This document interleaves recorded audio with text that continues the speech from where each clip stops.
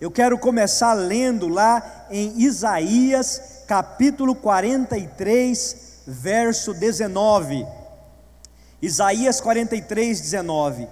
Vejam, estou fazendo uma coisa nova. Ela já está surgindo. Vocês não percebem? Até no deserto vou abrir um caminho e riachos no ermo. Deus, em nome de Jesus, eu te peço que nessa noite o Senhor nos ajude a perceber que o Senhor está fazendo algo novo em nossas vidas. Nos ajude, meu Deus, a ver onde é que o Senhor está nos conduzindo, em que direção o Senhor está nos levando, e Deus nos dá fé para ver, Senhor, para contemplar que o Senhor pode até abrir caminho no deserto e colocar riacho no meio do sertão. Deus, em nome de Jesus, conduze-nos para entender os seus planos e propósitos para nós neste ano, em nome de Jesus, amém. 2017 acabou-se, ficou para trás, e muitas pessoas terminaram o ano celebrando as vitórias que tiveram. Muitas pessoas terminaram o ano contando as bênçãos que alcançaram, mas por outro lado, teve também muitas pessoas que terminaram o ano aliviados de que o ano acabou. Teve muitas pessoas que enfrentaram tantas lutas, enfrentaram tantas dificuldades, que chegaram no final do ano dizendo: graças a Deus, acabou o ano. E eu vi gente dizendo amém desse lado. Mas o ano terminou e aqui nós estamos, no ano novo, novas oportunidades, um novo começo, a esperança sendo renovada em nossos corações, e muitos estão fazendo planos, estabelecendo alvos. Alguns estão pensando em cuidar mais da saúde esse ano, outros estão pensando, quem sabe, em melhorar de vida, voltar a estudar. Alguns, quem sabe, querem um emprego melhor, outros querem tempo para a família. Enfim, muitos são as ideias, os pensamentos, os planos que começamos a fazer a cada vez que um ano se inicia. E pessoalmente, eu acho isso importante. Pessoalmente, todo final de ano eu tiro tempo para refletir, para olhar o que foi realizado, o que foi alcançado, e buscar em Deus discernimento para o ano que se inicia. Só para eu saber, quantos aqui fizeram planos e projetos para o ano novo? Faça assim com a sua mão. Olha só quantas pessoas, amém, que bênção. Agora, é importante a gente entender que o nosso calendário, ele não foi inspirado por Deus, amém? O nosso calendário é uma invenção humana, uma convenção para que nós tivéssemos uma organização do tempo. Porém, foi Deus que determinou que a terra girasse em torno do sol por 365 dias e algumas horas, estabelecendo assim a duração do ano. Foi Deus que estabeleceu as estações e as épocas, e nós vemos claramente na Bíblia que Deus trabalha dessa forma.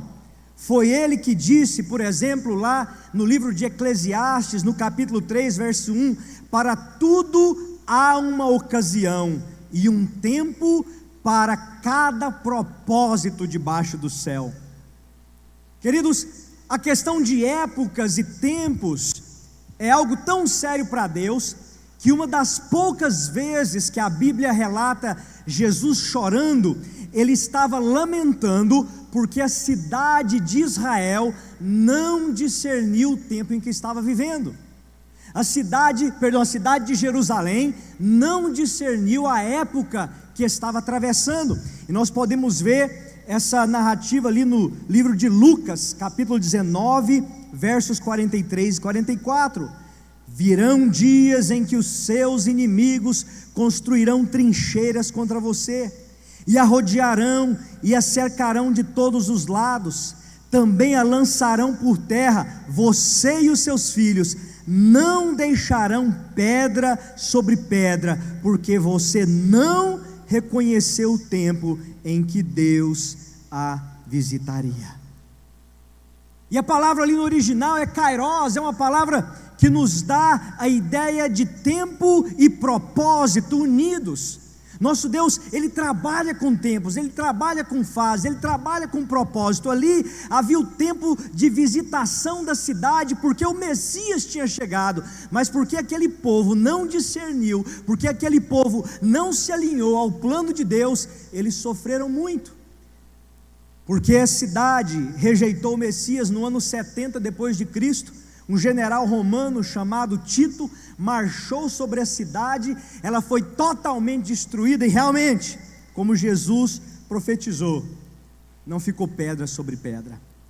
Amados, e o fato é que a nossa vida, ela é feita de épocas, de fases, de ciclos, e essas fases, esses ciclos, elas servem para nos dar esperança, e também para nos ensinar a prudência.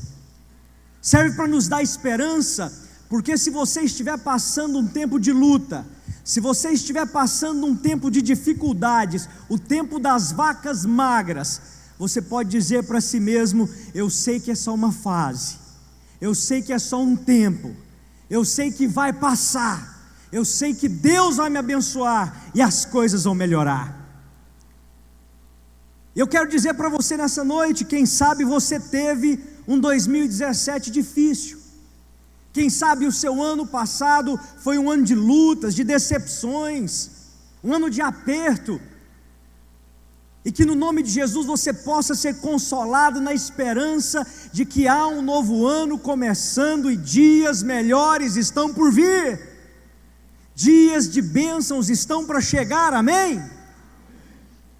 Mas essas fases também nos ensinam a prudência, porque se você estiver vivendo o tempo das vacas gordas, você precisa se preparar, porque você nunca sabe quando um tempo de dificuldade virá. Aliás, quando nós vemos lá no livro de Gênesis, a história de Faraó, que teve o sonho das vacas gordas e das vacas magras, quando ele conta esse sonho para José, José diz para o faraó: olha, faraó, 7 anos de vacas gordas significam 7 vacas gordas significam 7 anos de abundância, e as vacas magras significam 7 anos de dificuldade. E faça o seguinte: na época da vaca gorda, tire 20% do trigo e guarde, porque aí você vai estar preparado quando vier os dias difíceis. A nossa vida tem ciclos, tem fases, e nós aprendemos com isso na dificuldade, ter esperança de que a dificuldade vai passar. Meu irmão, minha irmã, se você estiver enfrentando uma luta, prepare-se, porque o melhor está por vir. Essa fase difícil vai passar. Mas se você estiver também num tempo bom, seja prudente, seja sábio, e se prepare, porque nós nunca sabemos quando um momento de luta pode surgir nas nossas vidas. E uma das maravilhas que nós vemos na Bíblia, uma das maravilhas de servir a esse nosso Deus, é que Ele sempre permite novos começos, Ele sempre nos permite iniciar novamente. Aliás, nós vemos na Bíblia, e isso está aí no seu esboço, que vários personagens bíblicos tiveram a história de um novo começo. Nós vemos, por exemplo, Moisés, que de um menino abandonado se tornou um filho adotado da princesa. Depois de um menino criado, um homem criado no palácio real, ele se tornou um pastor no campo. E depois de 40 anos como pastor, ele finalmente se tornou o libertador da nação de Israel, um profeta de Deus. Nós vemos a história do próprio José, que eu usei aqui de exemplo. Ele teve uma fase na vida dele que ele era um menino mimado pelo pai, preferido pelo pai, ganhava as melhores roupas do pai. Depois foi vendido pelos irmãos, Teve uma fase, uma época na vida dele que ele foi escravo, mas depois disso Deus o exaltou e ele foi vice-governador de todo o Egito. Nós vemos a história de Esther. Esther era uma menina órfã, que Deus deu a ela um novo começo, e ela se tornou a rainha da nação mais poderosa que havia no mundo naqueles dias. Nós vemos a história de Davi, que era um pastor de ovelhas, um menino rejeitado até pelo pai. Quando o profeta Samuel chega na casa de Jessé para ungir o rei, Jessé chama todos os filhos, menos Davi. Vocês perceberam isso? A ponto do profeta perguntar: peraí, não tem mais nenhum filho não? Aí Jessé acho que coçou a cabeça e disse: tem um menino ali que está no pasto. Mas Deus mudou a história dele. Aquele menino foi ungido, aquele menino venceu o gigante, e ele se tornou o rei de Israel. E o que dizer de Paulo, queridos? Zeloso, guardador da lei, perseguidor da igreja, que Deus deu a ele um novo começo, e ele se tornou um apóstolo de Jesus Cristo, segundo a vontade de Deus. Deus trabalha em nossas vidas com fases, com épocas. Por isso, meu irmão, não coloque um ponto final onde Deus colocou uma vírgula.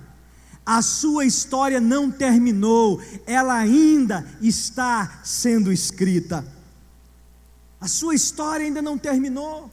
Se você está passando luta, se você está enfrentando desafios, saiba que a história continua e Deus vai trazer um novo tempo, Deus vai trazer um novo começo. Queridos, a nossa vida, ela é como um livro com vários capítulos. Eu olho para a minha própria vida e eu posso perceber isso. Era um menino em Goiás, doente, uma família que era envolvida com seitas, com religiões que não agradavam a Deus. Depois fui salvo, me tornei um pastor, eu fui ordenado aos 23 anos de idade. Depois disso, me casei e virei imigrante lá na Alemanha. Morei lá 2 anos, tempo terrível, misericórdia. Tempo das vacas magras, oh Deus. Depois disso, fui para os Estados Unidos, me tornei diretor de uma empresa de marketing lá. Depois voltei aqui, houve uma nova fase, vim para o Rio Grande do Norte, me tornei um empresário da construção civil aqui, tive uma construtora. Todo esse tempo fazendo a obra de Deus, até que hoje, o momento em que eu estou vivendo, eu sou o diretor, o presidente de uma organização missionária que está fazendo trabalhos ao redor do mundo. E se você refletir sobre a sua vida, você vai ver que a sua vida também é assim. Deus trabalha com fases, com épocas, com tempos, com estações, e a sua história ainda não terminou. Não coloque um ponto final onde Deus colocou uma vírgula. Queridos, e esse ano que está se iniciando, esse ano que está começando, ele é como um capítulo em branco na sua frente, esperando para ser escrito. E a minha pergunta hoje é: o que é que você vai escrever nele com o Senhor? O que é que você vai escrever? Agora, enquanto nós fazemos essa reflexão, é muito importante pensar e saber que, para qualquer área da minha vida que eu quero começar de novo, eu preciso de ter uma direção. Isso também está aí no seu esboço. Para começar de novo em qualquer área da minha vida, eu preciso de direção. Olha só o que diz lá em Jeremias capítulo 6, verso 16. Assim diz o Senhor: ponham-se nas encruzilhadas e olhem, perguntem pelos caminhos antigos, perguntem pelo bom caminho, sigam-no e acharão descanso. Mas vocês disseram: não seguiremos. Essa aqui é uma exortação profética de Jeremias para a nação de Israel. Naquela época, o povo tinha se rebelado contra Deus. O povo tinha decidido não se submeter aos planos de Deus, mas viver de acordo com as suas próprias ideias e raciocínios, de acordo com seus próprios planos. Se entregaram à idolatria, à corrupção, à injustiça, à imoralidade. E o profeta então vem e diz: gente, vocês estão na direção errada, vocês estão indo para o rumo errado. Mas pergunte qual é o caminho certo. Pergunte em que direção vocês devem ir, porque se vocês fizerem isso, vocês vão ter paz, vocês vão encontrar a paz. E essa paz aqui no original é o shalom, que não é apenas um sentimento de bem-estar, não é apenas a ausência de conflito ou de guerra, mas é o cuidado de Deus com todas as áreas das nossas vidas. Então Deus está dizendo para o povo ali, e eu creio que essa palavra se aplica à sua vida hoje. Pergunte a Deus que caminho você deve ir, pergunte a Deus em que direção você deve ir, porque se você ouvir o Senhor e caminhar na direção que Ele te mostrar, você vai encontrar paz, você vai ter o shalom de Deus na sua vida. Amados, a questão de planos, de direção, de alvos, de projetos é muito importante, sim. Olha só o que diz lá no livro de Provérbios, no capítulo 21, verso 5: os planos bem elaborados levam à fartura, mas o apressado sempre acaba na miséria. É forte isso aí, não é? Os planos bem elaborados levam à fartura, mas o apressado sempre acaba na miséria. Você quer experimentar fartura? Você quer experimentar na sua vida abundância? Dedique tempo para fazer planos de acordo com a vontade de Deus. Dedique tempo para buscar a direção de Deus para a sua vida, para estabelecer alvos de acordo com o coração do Pai. Eu sei que tem muitas pessoas que não gostam de planejar muito, muitas pessoas que não gostam de estabelecer alvos, não gostam de estabelecer metas, e às vezes culpa até a Bíblia, né? Eu já vi muita gente usando até a Bíblia para dar desculpa, e o verso que eu mais ouço é esse aqui, ó, Provérbios 19, 21, olha só o que está escrito: muitos são os planos no coração do homem, mas o que prevalece é o propósito do Senhor. Aí tem gente que diz assim: eu não vou fazer plano não, porque o que prevalece é o plano de Deus mesmo, então eu vou levando a vida, e a vida me levando, e vai dar o que Deus quiser. Queridos, o nome disso é preguiça.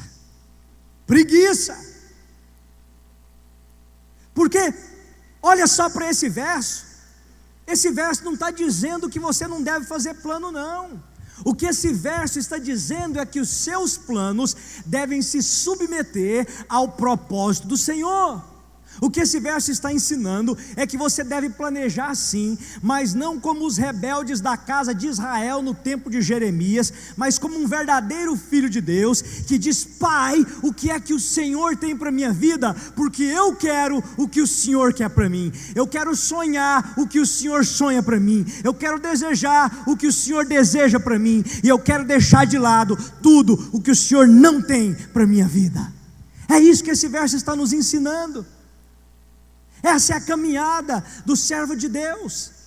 Esse verso aqui está nos ensinando que quando nós fazemos nossos planos, quando estabelecemos nossos alvos, nós precisamos ser flexíveis, e à medida que você caminha, se Deus te inclina em uma direção diferente, se Deus aponta uma alternativa, você não é aquele durão, aí sim você diz: os meus planos se submetem ao propósito de Deus, e eu estou pronto para mudar. Amém? Amados, os alvos são importantes sim, planejamento é importante sim, projetos é importante sim, é importante sonhar. E hoje eu quero convidar você a sonhar com um ano melhor, sonhar com um ano abençoado, sonhar com vitórias de Deus para a sua vida, de acordo com os planos e propósitos dele. Os alvos são como flechas que mostram a direção para onde você está apontando a sua vida. Para onde você está apontando a sua vida hoje? Os alvos, eles ajudam você a ter compromisso com você mesmo, a ter compromisso com Deus e a ter compromisso com as pessoas que estão à sua volta. Porque, queridos, quem não sabe para onde está indo, provavelmente não vai chegar a lugar nenhum. Agora, nós precisamos também tomar o cuidado de não cair na cilada de viver na superficialidade das pessoas que estão no mundo, porque aqueles que estão no mundo, quando pensam em alvos, estão pensando assim: olha, o meu alvo é, eu quero uma casa nova, eu quero trocar de carro, eu quero fazer as férias do sonho. E não tem nada de errado em buscar aquilo que Deus pode fazer por você, buscar as bênçãos de Deus, mas como cristãos, quando nós preparamos os nossos alvos, os nossos planos, nossos sonhos, nossos projetos, nós precisamos ir muito além disso. Nós precisamos de alcançar uma dimensão bem mais ampla. E essas dimensões que nós precisamos abranger nos nossos sonhos e projetos, eu coloquei aí também no seu esboço. Como cristãos, precisamos considerar o que Deus pode fazer por mim, o que Deus pode fazer através de mim e o que Deus pode fazer em mim. Amém? Diga comigo: o que Deus pode fazer por mim. Diga comigo: o que Deus pode fazer através de mim. E diga comigo: o que Deus pode fazer em mim. E é sobre isso que eu quero conversar com vocês hoje. Espero que estejam gostando, que até agora foi só a introdução, amém? Mas eu termino antes do ano novo. Amados, não há nada de errado em orar e buscar de Deus as suas bênçãos, a sua provisão, a buscar o que Deus pode fazer por mim. Olha só o que está escrito lá em Efésios capítulo 1, verso 3: bendito seja o Deus e Pai de nosso Senhor Jesus Cristo, que nos abençoou com todas as bênçãos espirituais nas regiões celestiais em Cristo. Amém. Amados, infelizmente, o Brasil foi infestado de uma teologia falsa, de uma doutrina herética chamada teologia da prosperidade.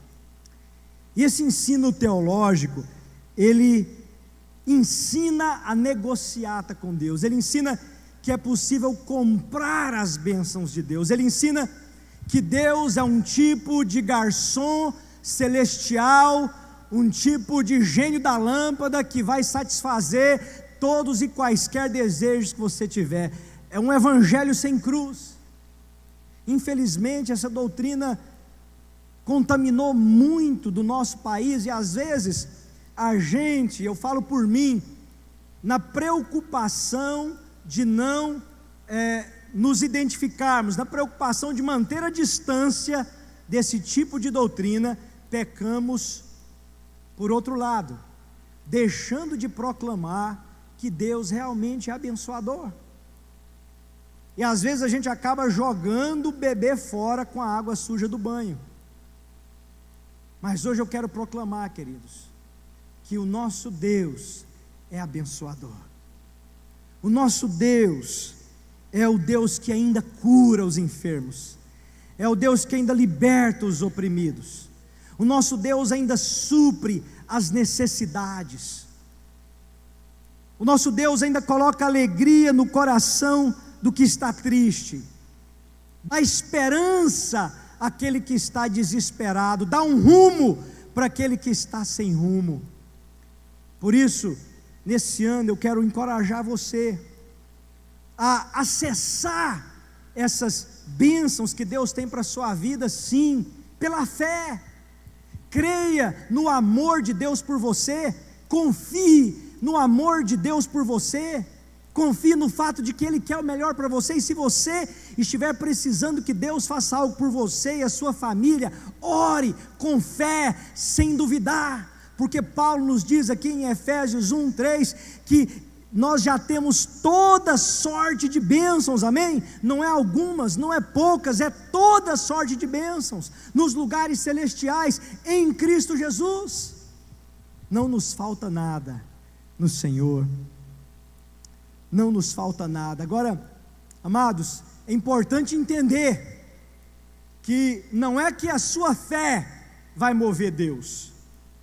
Tem gente que pensa assim: eu vou exercer fé, aí Deus vai mover a mão dele a meu favor. Eu vou exercer fé, aí eu vou chamar a atenção de Deus, Ele vai parar o que está fazendo para vir me atender. Não é bem assim. A sua fé não move Deus. Se fosse assim, quando Jesus mandou Pedro andar sobre as águas e Pedro duvidou, quem afundava era Jesus. Mas quando Pedro duvidou, quem afundou foi Pedro. Jesus continuou de pé e ainda estendeu a mão para resgatar Pedro, amém? Mas se a fé não move Deus, se a fé não muda Deus, o que a fé faz então? Ela move você. A fé muda você. A fé te leva a se alinhar ao propósito e ao plano de Deus, para que você receba tudo aquilo que Deus tem para a sua vida, amém? Então, amado, eu quero te encorajar, tenha ânimo, tenha fé nesse ano que está se iniciando, tenha esperança, busque as bênçãos de Deus, porque Ele é abençoador, amém? Mas não fique só nesse nível, como eu falei agora há pouco, não fique só pensando naquilo, nas bênçãos que Deus tem para você, não.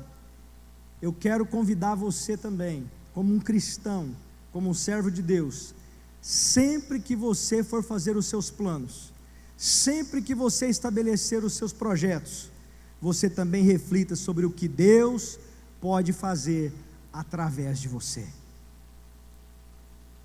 Olha só o que está em Gálatas capítulo 5, verso 13. Irmãos, vocês foram chamados para a liberdade, mas não usem a liberdade para dar ocasião à vontade da carne. Pelo contrário, sirvam uns aos outros mediante o amor. Amados, quando nós entregamos nossas vidas a Jesus, nossas vidas foram radicalmente transformadas. Nossos pecados foram perdoados. Nós estávamos no reino das trevas e fomos transplantados para o reino do amor de Deus. Nós recebemos a vida eterna, a vida de Cristo. Quando nós entregamos a nossa vida a Jesus, o Espírito Santo de Deus veio morar em nós. Nós agora temos paz com Deus por causa do sacrifício de Cristo. Porém, a salvação não é o fim da sua jornada. Se a salvação fosse o fim da sua jornada, o dia que você entregou sua vida para Jesus, Deus tinha te levado. Mas Ele não te levou, Ele te deixou aqui, não é verdade? Por quê? Porque Ele tem a jornada do discípulo, do discipulado, para você percorrer. E queridos, todos os dias, como um discípulo de Cristo, você precisa decidir se você vai servir a você mesmo ou se você vai servir a Deus. E se você vai servir a Deus, você vai servir pessoas. Porque essa é a maneira que servimos o Senhor. Nós servimos a Deus servindo o outro. Deus não está interessado num projeto de espiritualidade que fique escondido na caverna, adorando e louvando o dia inteiro. Não, é claro que a adoração é muito importante, é claro que o louvor é importante, é claro que isso precisa fazer parte da vida de todo cristão, mas Deus está interessado num projeto de espiritualidade que manifeste a misericórdia, a compaixão, o amor e a justiça de Deus em um mundo tão cheio de dor e sofrimento como é o mundo que nós vivemos. Olha a sua volta, a nossa cidade, queridos, está em crise. Nós temos as forças armadas na cidade, tanques de guerra patrulhando as nossas ruas. Tem pessoas aqui nessa congregação hoje que são funcionários públicos que não recebem há meses. E você, como um discípulo de Jesus, é chamado para ser luz nessa situação, é chamado para ser sal nessa situação. São os dias de crise? Sim. São dias difíceis? Sim. Mas essa é a oportunidade para que o sal possa salgar. E é nas mais densas trevas que a luz resplandece com mais força. E você é chamado para ser luz aqui na cidade de Natal, aqui na cidade de Parnamirim e onde quer que Deus te plantar. Você é chamado para ser luz. Certa vez os discípulos estavam brigando entre eles sobre quem era o melhor, quem era o maior, quem era o principal discípulo. E olha só a resposta de Jesus lá em Mateus, capítulo 20, versos 26 e 28. Jesus disse para eles: olha, não será assim entre vocês. Pelo contrário, quem quiser tornar-se importante entre vocês, deverá ser servo. E quem quiser ser o primeiro deve ser escravo, como o Filho do Homem, que não veio para ser servido, mas para servir e dar a sua vida em resgate por muitos. Lá em Gálatas, Paulo diz que nós não devemos usar da nossa liberdade cristã para dar lugar à carne, mas que a sua liberdade seja para servir uns aos outros em amor. Aqui Jesus diz que Ele veio para servir e não para ser servido. Você também foi chamado para servir. Você também precisa refletir não só sobre o que Deus pode fazer por você, mas o que é que Deus pode fazer através de você. E eu pergunto hoje: quem você está servindo? Quem você está ajudando? Quem você está abençoando? Como um cristão, você é um representante de Cristo. Agora veja bem, a palavra representar é composta de duas partes. Que significa novamente, não é isso? Se eu estou assistindo um vídeo e eu faço um replay, eu vou assistir de novo aquele pedaço. Significa novamente, e representar então significa tornar presente novamente. Ou seja, o representante de uma empresa está tornando aquela empresa presente enquanto ele está trabalhando.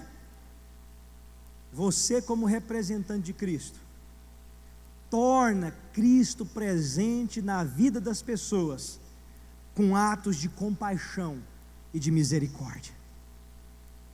Você foi chamado para exercer compaixão, para exercer misericórdia, de maneira concreta, de maneira real. A maior libertação que Jesus te dá é a libertação do egoísmo, da ganância, da vaidade, que tanto nos aprisiona, nos impede de viver a plenitude do que Deus tem para nós. E o exercício dessa liberdade está em servir o próximo, em que Deus abençoe vidas através de você. Quem você está servindo hoje? Quem você está abençoando hoje? Quem sabe Deus está chamando pessoas aqui nesses dias para servir em algum ministério da igreja nesse ano. Quem sabe Deus está chamando pessoas aqui para começar a fazer visita nos hospitais e orar pelos doentes. Quem sabe Deus está chamando pessoas aqui para começar a ir nos presídios, a fazer capelania nas delegacias. Quem sabe Deus está te chamando aqui para cuidar de órfãos, para ser pais de órfãos. Tem gente que está sendo chamado aqui para adotar crianças órfãs. Quem sabe Deus está te chamando para ajudar dependentes químicos. Meu irmão, minha irmã, em 2018, o que é que Deus vai fazer através de você? Quando chegar no final do ano e você olhar para trás, será que você só vai pensar nas bênçãos que recebeu? Ou você também vai poder louvar a Deus pelas vidas que foram alcançadas, abençoadas e transformadas através de você? Esse é o seu chamado. É assim que você vai ser luz. E quem sabe as suas circunstâncias hoje não permitam que você esteja engajado em um ministério como o que eu falei aqui, mas quem sabe você pode ajudar um casamento de um amigo que está se desfacelando. Quem sabe você pode trazer uma palavra de sabedoria a um jovem que está se rebelando. O mínimo você pode fazer é testemunhar de Jesus e conduzir as pessoas na sua escola, no seu lugar de trabalho, onde você estuda, conduzir essas pessoas a Cristo. Mas em nome de Jesus, eu quero te encorajar que quando você estabelecer os seus alvos, os seus planos, quando você sonhar com o 2018, com este ano que se inicia, você também sonhe com o que Deus vai fazer através de você. Que você possa pensar bem o que Deus vai fazer através de mim nesse ano. Finalmente, mais importante, o que Deus pode fazer em mim neste ano? O que Deus pode fazer em mim? Em Mateus capítulo 3, verso 17, nós lemos: então uma voz dos céus disse: este é o meu filho amado, em quem me agrado. Algumas versões dizem: em quem me comprazo. Essa passagem aqui é o momento em que Jesus foi batizado no Rio Jordão por João Batista, e Deus falou dos céus. Ele disse: olha, esse aqui é o meu filho amado, eu me agrado nele, eu me comprazo nele.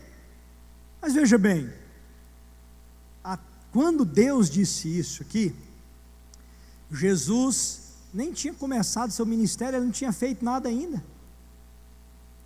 Quando Deus disse que se agradava em Jesus, ele ainda não tinha alimentado nenhuma multidão, ele não tinha andado sobre as águas ainda, ele não tinha curado nenhum enfermo, libertado nenhum endemoniado, ele não tinha feito nenhum milagre, não tinha nem pregado uma mensagem ainda, e Deus está dizendo que já se agradava nele. Por quê?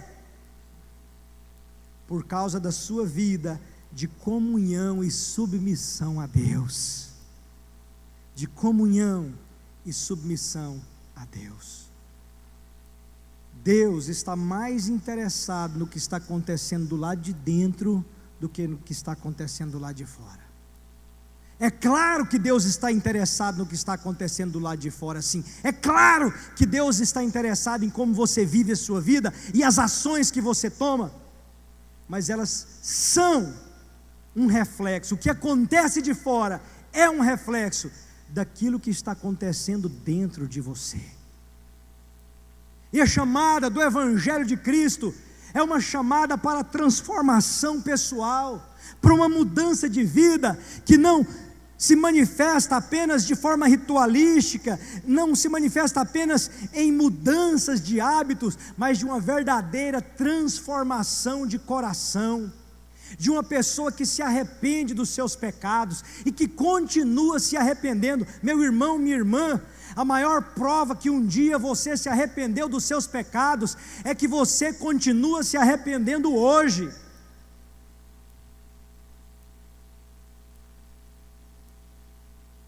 Como está a sua vida pessoal com Deus? O que você espera que Deus faça em você esse ano? Qual é a transformação de caráter que você quer experimentar? Quais são as tentações que você precisa vencer? Quando você fizer seus planos, e seus projetos, e seus alvos, tenha também como alvo o que Deus pode fazer em você. E se você precisa de uma lista para te ajudar, o apóstolo Paulo nos dá uma lista, lá no livro de Gálatas, capítulo 5, versos 22 e 23, quando ele fala do fruto do Espírito. Olha que lindo! O fruto do Espírito é amor, alegria, paz, paciência, amabilidade, bondade, fidelidade, mansidão e domínio próprio. Contra essas coisas não há lei. De qual dessas expressões do fruto do Espírito você precisa na sua vida mais? Será que você está precisando de mais paciência? De mais amor? Se você tiver na dúvida, eu tenho uma receita infalível para você descobrir. Quer saber qual é? Pergunte à sua família. Faça esse exercício, tarefa para casa. Sente com a sua família, abra o livro de Gálatas no capítulo 5, leia essa lista de fruto do Espírito e pergunte para sua esposa: o que está faltando na minha vida? Maridos, perguntem para suas esposas. Esposas, perguntem para os seus maridos. Filhos, perguntem para os seus pais. Pais, perguntem para os seus filhos, porque eles vão saber. Eles vão saber. Agora só não vale ficar ofendido, hein? Pelo amor de Deus, que ninguém vai buscar o pastor essa semana e falar: pastor, o irmão Rubens foi falar aquele negócio lá em casa, deu maior briga.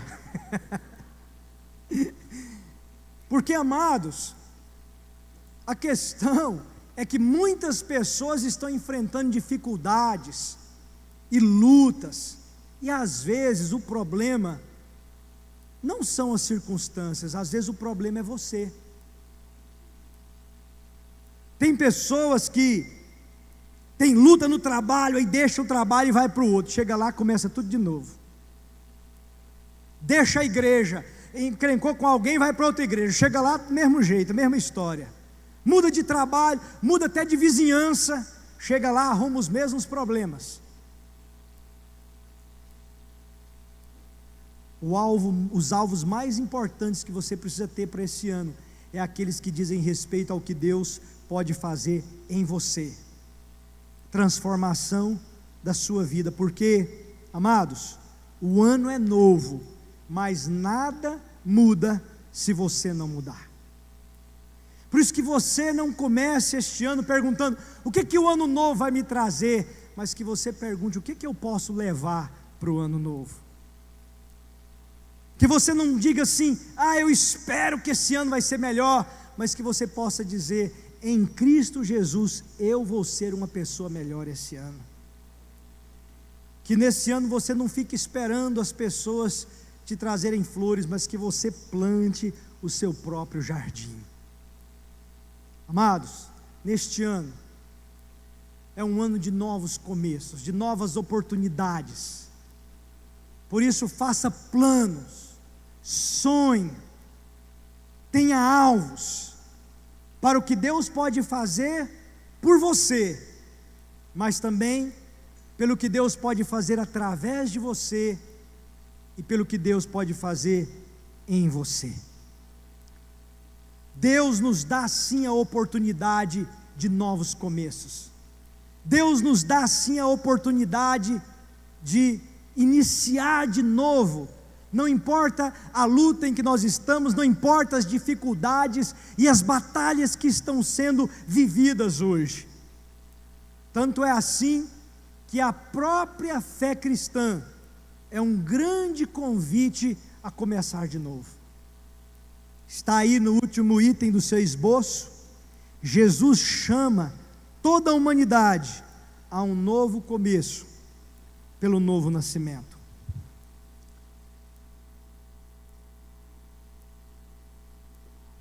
Segunda Coríntios, capítulo 5, verso 17, diz o seguinte: portanto, se alguém está em Cristo, é nova criação. As coisas antigas já passaram, eis que surgiram coisas novas. Amados, a Bíblia nos diz que todos nós somos pecadores, eu e você pecamos contra Deus, e por causa do nosso pecado, houve uma separação entre nós e Deus, uma separação que condenou o homem a viver aqui na terra uma vida angustiada, uma vida sem paz, uma vida atribulada, e o pior de tudo, quando morrer, passar a eternidade também separado em um lugar terrível, chamado inferno. Mas a boa notícia é que Deus não nos abandonou, mesmo estando nós no pecado, mesmo sendo nós incapazes de sozinhos sair dessa situação difícil. A Bíblia diz que na plenitude dos tempos, Deus se fez carne e veio viver entre nós. Jesus Cristo de Nazaré, Deus feito carne, e aqui na terra, Ele tomou o meu lugar e o seu lugar, Ele substituiu a mim e a você, e Ele levou na cruz do Calvário a punição que eu e você merecemos por causa dos nossos erros, porque nós erramos sim, nós nos rebelamos contra Deus sim, nós merecemos a punição de Deus, mas a Bíblia diz que Deus fez cair a nossa maldade em Jesus, e no sacrifício na cruz, a justiça de Deus foi plenamente satisfeita.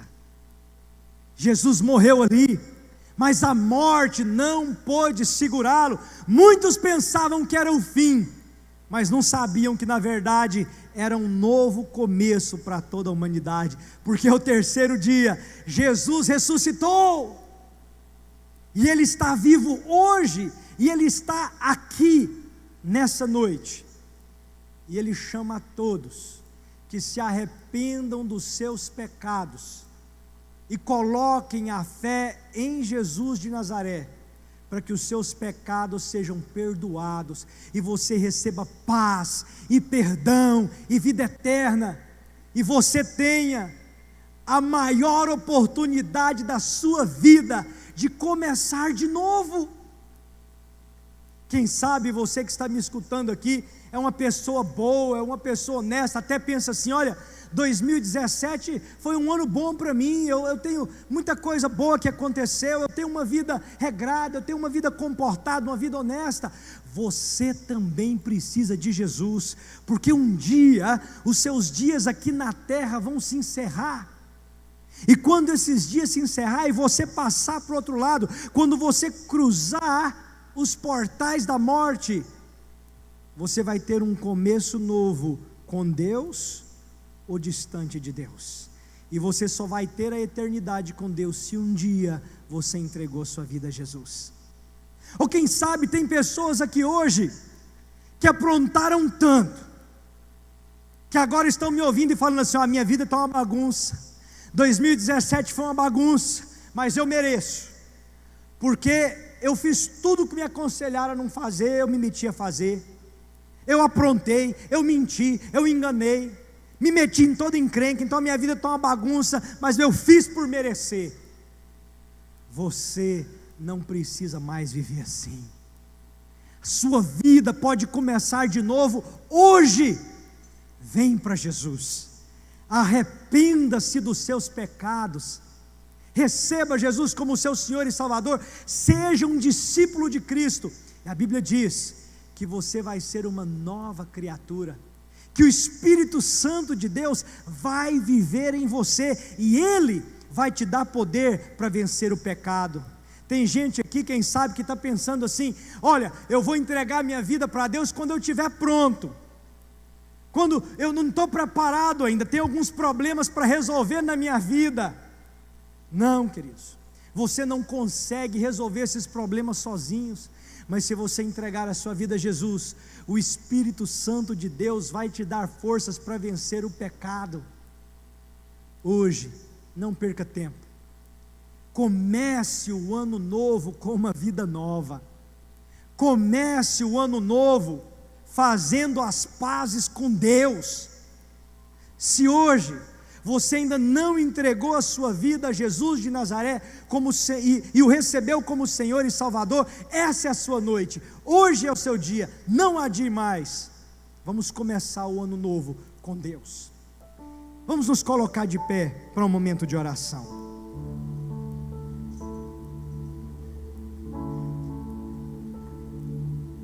Feche os seus olhos por um momento e reflita sobre isso que eu preguei hoje. Nosso Deus trabalha com fases, com planos, com estações, com épocas. A nossa vida é como um livro cheio de capítulos. E não importa o que aconteceu até hoje, se foram bênçãos ou se foram lutas, tem um capítulo em branco para ser escrito a partir de agora.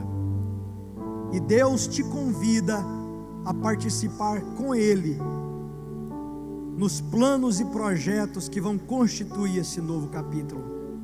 Que nesse ano você possa buscar o que Deus pode fazer por você, mas também o que Deus pode fazer através de você e em você. E acima de tudo, nesse ano, se você não entregou a sua vida a Jesus, está na hora. Você não veio aqui porque alguém te convidou. Você não veio aqui porque não tinha nada para fazer domingo à noite. Você veio aqui porque Deus te trouxe aqui para você começar o ano com uma vida nova. Hoje é a noite de você consertar a sua vida com Deus. Vem para Jesus, entregue sua vida a Jesus. E se nessa noite você quer se tornar um discípulo de Cristo, se você quer receber Jesus como Senhor e Salvador, onde você estiver, coloque a mão agora no seu coração e feche os seus olhos. Onde você estiver, coloque a mão no seu coração, como um sinal para Deus, nesse momento pessoal com Ele, nesse momento de entrega.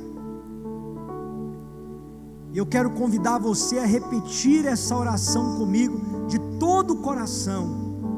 E toda a igreja, vamos orar também. Todos digam Jesus. Todos digam Jesus.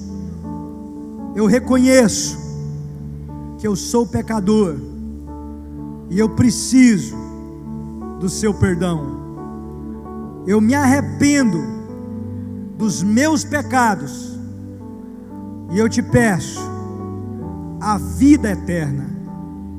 Diga: Jesus, me ajuda a começar de novo com o Senhor. Diga: Jesus, nessa noite eu te recebo como meu Salvador e eu te confesso como meu Senhor. Diga: Jesus, me ajude a viver para o Senhor hoje e todos os dias da minha vida. Diga assim: Jesus, tira dos meus olhos toda lágrima, tira do meu coração toda angústia e me dá a sua alegria e a sua paz.